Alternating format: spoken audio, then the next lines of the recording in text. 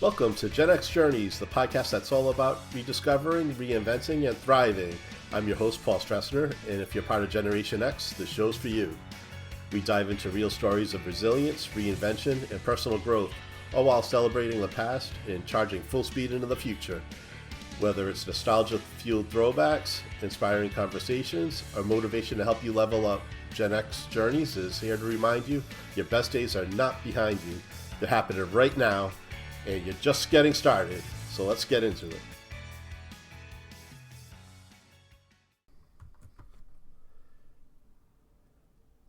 Alright, so let me ask you this. Why is it that you can hear just a few seconds from a song from the 80s or 90s and then instantly you're back in time? Maybe you're in your childhood bedroom, maybe you're driving around with your friends, or maybe you're watching Headbangers Ball, and that was at midnight when you should be asleep. In fact, studies show that music we hear from our formative years, especially in our teens and early 20s, it sticks with us more than anything else. Although, I gotta say, there are some absolute bangers in my early childhood that stuck with me too, like the Sesame Street album, My Name is Roosevelt Franklin, Moby Mousy, Mow Mow Mow. You can look it up. You'll thank me later. I mean, I can't remember a single thing most of my teachers ever said, word for word, but I can recite the lyrics from an album I haven't listened to in 20 years. And it's not just the lyrics, it's the way the music made us feel. And that's what we're diving into today.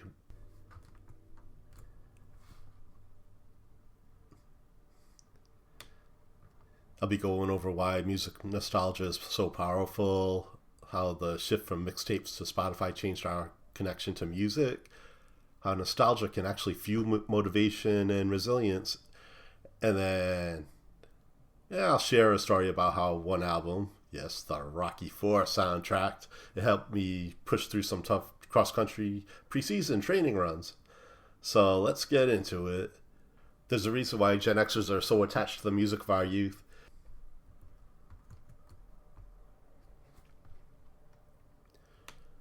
Scientists call it the reminiscence bump, and it's a fancy way of saying that music, movies, and experiences we have in our teenage and young adult years leave a deeper imprint on our memory than anything else. And that's why we can still sing along to every word of Living on a Prayer or Smells Like Teen Spirit. Well, that's if you can even understand the words Kurt Cobain screaming, but that's another topic. But yet we can't remember where we left our keys like 5 minutes ago, or remember why we went into a room. It's funny how that works, right? Music sticks with us in a way that almost nothing else does. And it's not just about the songs, it's about the moments that they were a part of. Because back then, music wasn't just background noise, it was a cultural moment. We had MTV, which eventually became the home of cinematic storytelling-driven music videos. But let's be real, in the early days it was chaos. They had no idea what they were doing, so they got in these wacky low-budget videos, and that made absolutely no sense. But then Thriller happened, and suddenly the game changed. Record labels and artists saw how massive a hit they could have if they paired it with a killer song and an epic video. And then from that moment on, they had to step up their game. We had albums that were meant to be listened to from start to finish. And we had an emotional connection of waiting by the radio, hoping to hit record at the perfect time. And yeah, it was kind of annoying back then too, because if there was music without lyrics at the beginning and the end of the song, the DJs would be talking all over it. But that's okay. It was an experience and not just a quick dopamine hit. And speaking of experiences from back then, who else had cassettes where the lyrics weren't included? So we'd sit there, painstakingly hit rewind, and then play over and over again, and writing out the lyrics by hand. And half the time we got them completely wrong. And don't even get me started on Michael Jackson's Don't Stop Till You Get Enough. For years, I thought he was just scatting nonsense in that high-pitched voice. And then I found out there were actual words. Keep on with the force, don't stop. What? Since when was this a Star Wars thing? But I guess even Michael Jackson was hopping on the Star Wars bandwagon. And that's what we lost a little bit late in the streaming era. But on the plus side, at least we can finally know what the lyrics should be, so artists can rest easy knowing that we actually get their message. But on the other hand, we lose a little bit of the fun. So now let's talk about how we used to experience music back then versus today. Made a mixtape it wasn't just throwing songs together. It was an act of intention and care. You had to pick each song carefully. You had to arrange them in the perfect order. And if you were making it for somebody else, well, that was basically a love letter. And when it came to buying music, we had to be selective because, let's be real, most of us didn't exactly have disposable income, and every album or cassette we bought was a commitment. That meant we didn't just listen to the radio hits, we listened to everything. So we discovered some deep tracks that never made it to MTV or the airwaves, and sometimes those became my favorites. And there were always those songs that we weren't like crazy about at first, but over time they grew on us. And there's something else that's changed. Music used to be all mixed together. You turn on the radio in the 80s, and you'd hear Whitney Houston, then Kenny Rogers, then AC/DC, then Run DMC, then Def Leppard.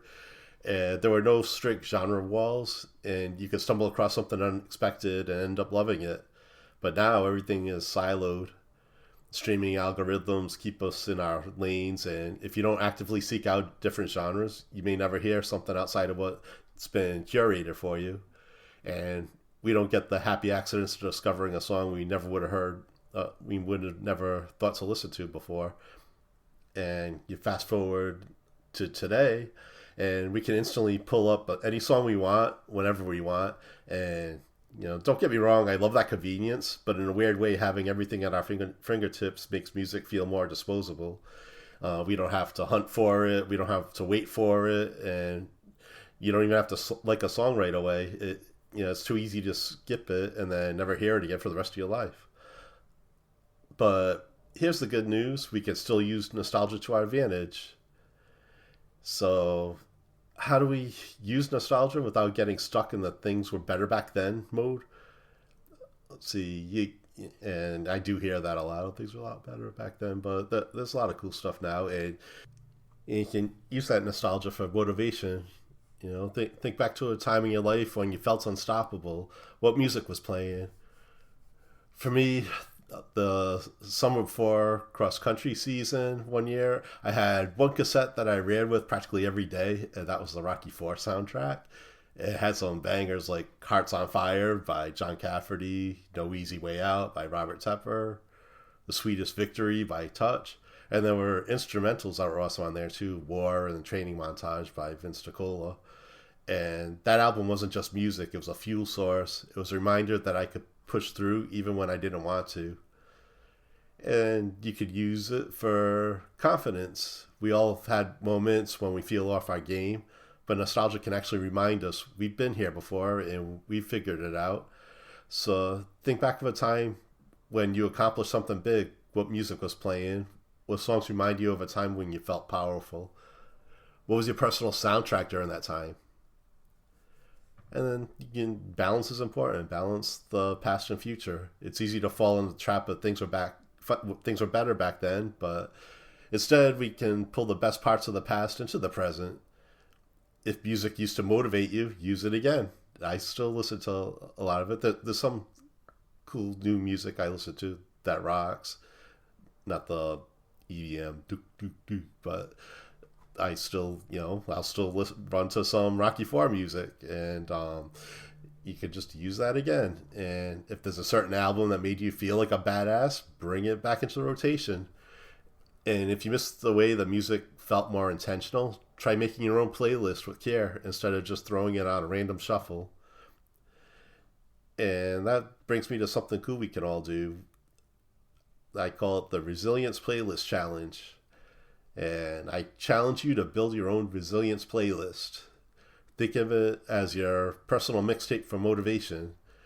You can pick songs that remind you of a time when you felt unstoppable, you bring back a moment when you prove something to yourself, or fire you up when you need a push. I have a few of them. I have my Roadrunner playlist where I have some Rocky IV music on there, stuff to run to, and then I have music that I write to. Sometimes I listen to just cafe music or coffee shop ambiance, but sometimes the music really gives me a push, and I have a playlist called Writing Music, and that really helps. And then I have one called Morning Motivation. So if on the mornings that I don't work out in the morning, when I go to work out at night, I'll get up in the morning, have my coffee, and I have a playlist called Morning Motivation, and that fires me up for the day. So here's my challenge: build your resilience playlist. Use it the next time you need motivation, whether it's a workout, a tough project, or just getting through the day. And yeah, I want you to share it with me if you like. Let me know what songs are on your list, and I'd love to hear what fuels you.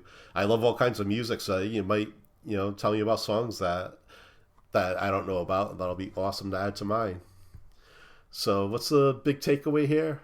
Nostalgia isn't just about remembering the past; it's about using the best parts of it to fuel the future. The songs we grew up with, the ones that shaped us, they're more than just music. They're time capsules of who we were. And if we tap into them the right way, they can remind us who we still are.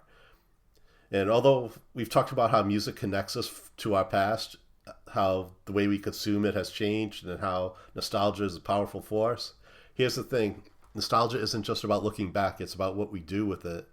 Music isn't just a time machine, it's a fuel source. You ever notice how the right song at the right moment can change your entire mindset? One minute you're feeling stuck, doubting yourself, maybe telling yourself you're too old, it's too late, you've missed your shot. Then boom, the song comes on. Maybe it's Eye of the Tiger, maybe it's Don't Stop Believing, maybe it's something that reminds you of a time when you felt unstoppable, and suddenly that fire inside you comes roaring back.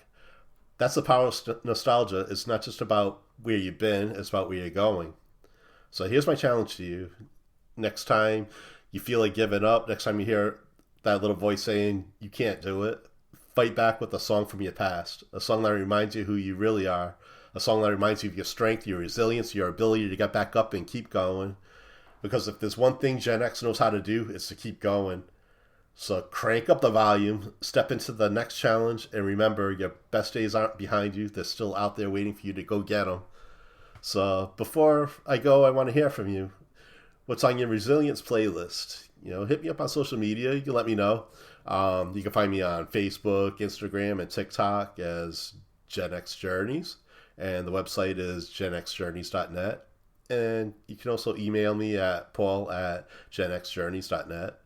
And hey, if you enjoyed this episode, leave a review or share it with a fellow Gen Xer, and let's keep this community growing. We're just getting started here.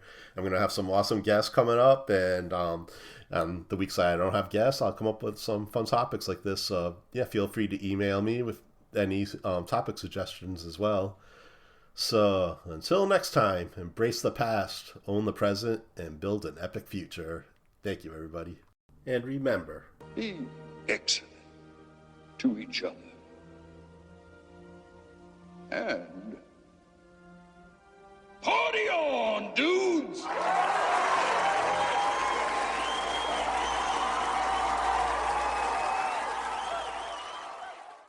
Sit, Lizzie, sit. Good dog.